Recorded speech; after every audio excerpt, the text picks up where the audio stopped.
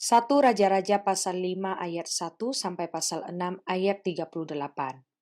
Hiram Raja Tirus mengutus pegawai-pegawainya kepada Salomo karena didengarnya bahwa Salomo telah diurapi menjadi raja menggantikan ayahnya sebab Hiram senantiasa bersahabat dengan Daud. Lalu Salomo mengutus orang kepada Hiram dengan pesan, "Engkau tahu bahwa Daud ayahku tidak dapat mendirikan sebuah rumah bagi nama Tuhan Allahnya, oleh karena musuh-musuhnya memerangi dia dari segala jurusan, sampai Tuhan menyerahkan mereka ke bawah telapak kakinya. Tetapi sekarang Tuhan Allahku telah mengaruniakan keamanan kepadaku di mana-mana. Tidak ada lagi lawan dan tidak ada lagi malapetaka menimpa. Dan ketahuilah, aku berpikir-pikir hendak mendirikan sebuah rumah bagi nama Tuhan Allahku, seperti yang dijanjikan Tuhan kepada Daud, ayahku demikian. Anakmu yang hendak kududukan nanti di atas tatahmu menggantikan engkau. Dialah yang akan mendirikan rumah itu bagi namaku. Oleh sebab itu perintahkanlah orang menebang bagiku pohon-pohon aras dari gunung Libanon. Dan biarlah hamba-hambaku membantu hamba-hambamu dengan upah hamba-hambamu akan kubayar kepadamu seberapa juga kau minta, sebab engkau tahu bahwa di antara kami tidak ada seorang pun yang pandai menebang pohon sama seperti orang Sidon." Maka segera sesudah Hiram mendengar pesan dari Salomo itu, ia sangat bersuka cita, serta berkata, "Terpujilah Tuhan pada hari ini, karena ia telah memberikan kepada Daud seorang anak yang bijaksana untuk mengepalai bangsa yang besar ini." Lalu Hiram mengutus orang kepada Salomo, mengatakan, "Aku telah mendengar pesan yang kau suruh sampaikan kepadaku. Tentang kayu aras dan kayu sanobar, aku akan melakukan segala yang kau kehendaki. Hamba-hambaku akan membawanya turun dari gunung Libanon ke laut dan aku akan mengikatnya menjadi rakit-rakit di laut untuk dibawa sampai ke tempat yang akan kau tunjukkan kepadaku. Kemudian akan kusuruh bongkar semuanya di sana, sehingga engkau dapat mengangkutnya. Sementara itu engkau hendaknya menyediakan makanan bagi seisi istanaku seberapa yang ku kehendaki." Demikianlah Hiram memberikan kayu aras dan kayu sanobar kepada Salomo seberapa yang dikehendakinya. Lalu Salomo memberikan kepada Hiram 20.000 kor gandum, bahan makanan bagi seisi istananya, dan 20 kor minyak tumbuk. Demikianlah diberikan Salomo kepada Hiram tahun demi tahun. Dan Tuhan memberikan hikmat kepada Salomo seperti yang dijanjikannya kepadanya. Maka damai pun ada antara Hiram dan Salomo. Lalu mereka berdua mengadakan perjanjian. Raja Salomo mengerahkan orang Rodi dari antara seluruh Israel, maka orang Rodi itu ada 30.000 orang. Ia menyuruh mereka ke gunung Libanon, 10.000 orang dalam sebulan berganti-ganti. Selama sebulan mereka ada di Libanon, selama 2 bulan di rumah. Adoniram menjadi kepala Rodi.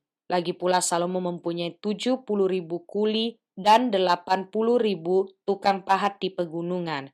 Belum terhitung para mandur kepala Salomo yang mengepalai pekerjaan itu, yakni 3.300 orang banyaknya, yang mengawasi rakyat yang mengerjakan pekerjaan itu. Dan raja memerintahkan supaya mereka melinggis batu yang besar, batu yang mahal-mahal untuk membuat dasar rumah itu dari batu pahat. Maka tukang-tukang Salomo dan tukang-tukang Hiram, serta orang-orang gebal memahat dan menyediakan kayu dan batu untuk mendirikan rumah itu. Dan terjadilah pada tahun ke-480 sesudah orang Israel keluar dari tanah Mesir. Pada tahun keempat sesudah Salomo menjadi raja atas Israel dalam bulan Ziu, yakni bulan yang kedua, maka Salomo mulai mendirikan rumah bagi Tuhan. Rumah yang didirikan Raja Salomo bagi Tuhan itu 60 hasta panjangnya dan 20 hasta lebarnya dan 30 hasta tingginya. Balai di sebelah depan ruang besar rumah itu 20 hasta panjangnya, menurut lebar rumah itu, dan 10 hasta lebarnya ke sebelah depan rumah itu. Dibuatnya juga pada rumah itu jendela-jendela yang rapat bidainya. Pada dinding rumah itu sekelilingnya didirikannya kamar tambahan, sekeliling ruang besar dan ruang belakang, dan seluruhnya dibuatnya bertingkat-tingkat. Tingkat bawah 5 hasta lebarnya, yang tengah 6 hasta, dan yang ketiga 7 hasta, sebab telah dibuatnya ceruk-ceruk pada rumah itu sekeliling sebelah luar, sehingga dinding rumah itu tidak usah dilobangi. Pada waktu rumah itu didirikan, dipakailah batu-batu yang telah disiapkan di penggalian, sehingga tidak kedengaran palu atau kapak, atau sesuatu perkakas besi pun selama pembangunan rumah itu. Pintu tingkat bawah ada pada lambung kanan rumah itu, dan orang naik dengan tangga-tangga pilin ke tingkat tengah dan dari tingkat tengah ke tingkat yang ketiga. Setelah ia selesai mendirikan rumah itu, dibuatnyalah langit-langit rumah itu dari bingkai dan pemapan dari kayu aras. Dan setelah ia mendirikan kamar tambahan itu pada rumah itu sekeliling, yakni setiap tingkat 5 hasta tingginya, maka rumah itu ditutupinya dengan kayu aras. Kemudian datanglah firman Tuhan kepada Salomo demikian, mengenai rumah yang sedang kau dirikan ini, jika engkau hidup menurut segala ketetapanku dan melakukan segala peraturanku dan tetap mengikuti segala perintahku dan tidak menyimpang daripadanya, maka aku akan menepati janjiku kepadamu yang telah kufirmankan kepadamu Daud ayahmu, yakni bahwa aku akan diam di tengah-tengah orang Israel dan tidak hendak meninggalkan umatku Israel. Setelah Salomo selesai mendirikan rumah itu, ia melapisi dinding rumah itu dari dalam dengan papan kayu aras dari lantai sampai ke balok langit-langit dilapisinya dengan kayu aras, tetapi lantai rumah itu dilapisinya dengan papan kayu sanobar. Kemudian disekatnyalah 20 hasta bagian belakang rumah itu dengan papan kayu aras dari lantai sampai ke balok-balok. Lalu dibuatnyalah ruang itu menjadi ruang belakang, menjadi tempat maha kudus. Dan 40 hasta panjangnya ruang yang di depan ruang belakang itu, yakni ruang besar. Kayu aras sebelah dalam rumah itu berukirkan buah labu dan bunga mengembang. Semuanya ditutupi kayu aras, tidak ada batu kelihatan. Demikianlah dilengkapinya ruang belakang di dalam rumah itu, di sebelah dalam sekali, supaya di sana ditaruh tabut perjanjian Tuhan. Ruang belakang itu 20 hasta panjangnya, dan 20 hasta lebarnya, dan 20 hasta tingginya. Ia melapisinya dengan emas kertas, lalu ia membuat mezbah dari kayu aras di depannya. Sesudah Salomo melapisi rumah itu dari dalam dengan emas kertas, direntangkannyalah tabir pada rantai-rantai emas yang di depan ruang belakang itu, lalu ruang itu dilapisinya dengan emas. Seluruh rumah itu dilapisinya dengan emas, ya rumah itu seluruhnya. Juga seluruh mezbah yang di depan ruang belakang itu dilapisinya dengan emas. Selanjutnya, di dalam ruang belakang itu dibuatnya 2 kerub dari kayu minyak, masing-masing 10 hasta tingginya. Sayap yang satu dari kerub itu 5 hasta panjangnya, dan sayap yang lain juga 5 hasta, sehingga dari ujung sayap yang satu sampai ke ujung sayap yang lain 10 hasta panjangnya. Juga kerub yang kedua adalah 10 hasta panjangnya, dan kedua kerub itu sama ukuran dan sama potongan badannya. Tinggi kerub yang satu 10 hasta, dan demikian juga kerub yang kedua. Maka ditaruhnyalah kerub-kerub itu di tengah-tengah ruang yang di sebelah dalam sekali. Kerub-kerub itu mengembangkan sayapnya, sehingga kerub yang satu menyentuh dinding dengan sayapnya dan kerub yang kedua menyentuh dinding yang lain. Sedang sayap-sayap yang arah ke tengah rumah itu bersentuhan ujungnya, dan kerub-kerub itu dilapisinya dengan emas. Dan pada segala dinding rumah itu berkeliling ia mengukir gambar kerub, pohon korma, dan bunga mengembang, baik di ruang sebelah dalam maupun di ruang sebelah luar.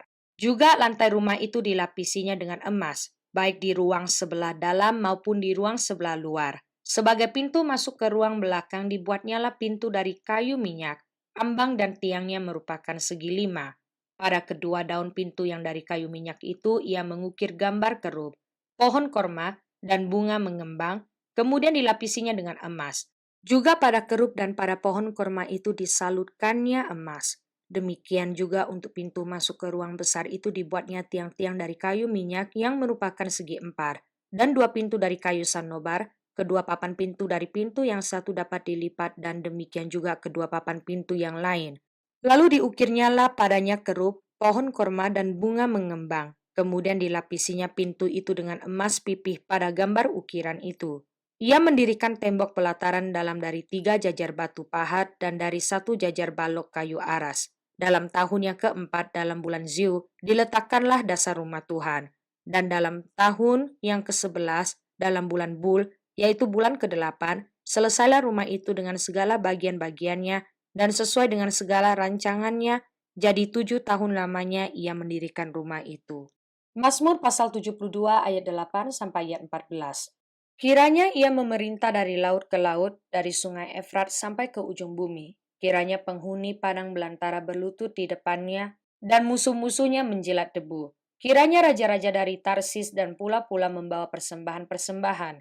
Kiranya raja-raja dari Sheba dan Seba menyampaikan upeti. Kiranya semua raja sujud menyembah kepadanya, dan segala bangsa menjadi hambanya. Sebab ia akan melepaskan orang miskin yang berteriak minta tolong, orang yang tertindas, dan orang yang tidak punya penolong. Ia akan sayang kepada orang lemah dan orang miskin. Ia akan menyelamatkan nyawa orang miskin.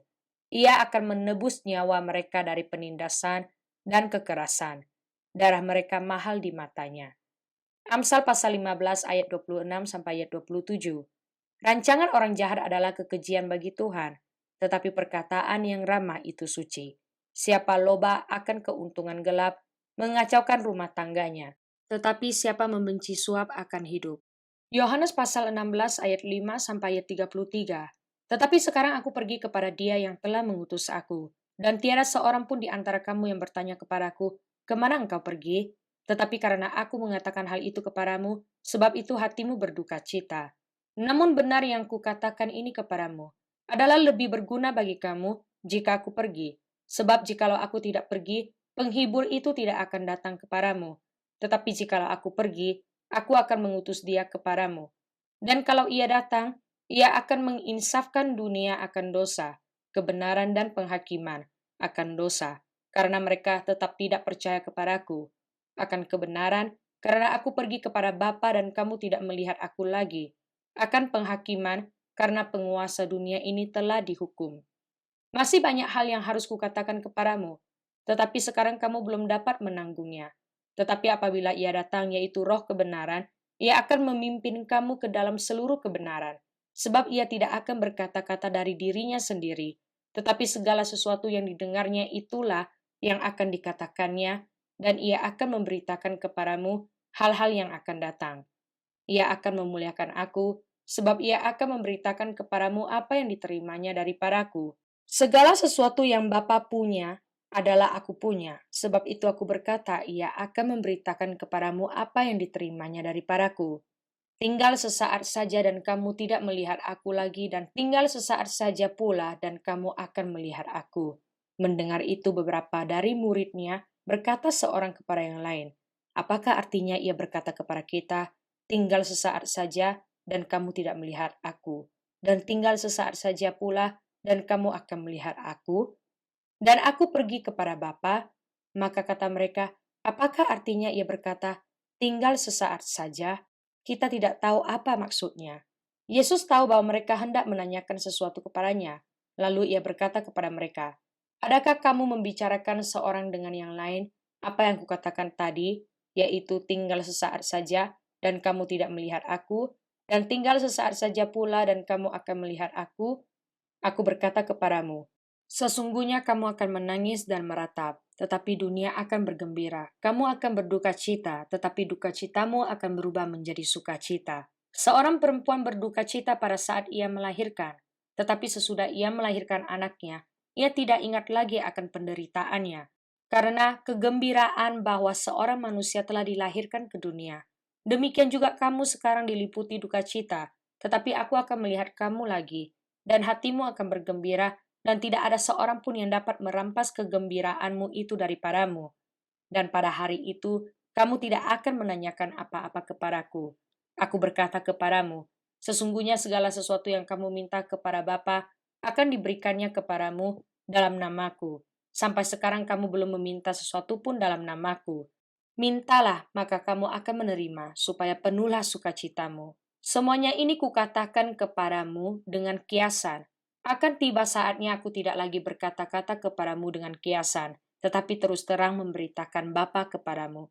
Pada hari itu kamu akan berdoa dalam namaku, dan tidak aku katakan kepadamu bahwa aku meminta bagimu kepada Bapa, sebab Bapa sendiri mengasihi kamu, karena kamu telah mengasihi aku dan percaya bahwa aku datang dari Allah. Aku datang dari Bapa, dan aku datang ke dalam dunia. Aku meninggalkan dunia pula dan pergi kepada Bapa. Kata murid-muridnya, lihat, sekarang engkau terus terang berkata-kata dan engkau tidak memakai kiasan. Sekarang kami tahu bahwa engkau mengetahui segala sesuatu dan tidak perlu orang bertanya kepadamu. Karena itu kami percaya bahwa engkau datang dari Allah?" Jawab Yesus kepada mereka, "Percayakah kamu sekarang? Lihat, saatnya datang, bahkan sudah datang, bahwa kamu dicerai-beraikan masing-masing ke tempatnya sendiri, dan kamu meninggalkan aku seorang diri. Namun aku tidak seorang diri, sebab Bapa menyertai aku. Semuanya itu kukatakan kepadamu, supaya kamu beroleh damai sejahtera dalam aku. Dalam dunia kamu menderita penganiayaan, tetapi kuatkanlah hatimu, aku telah mengalahkan dunia."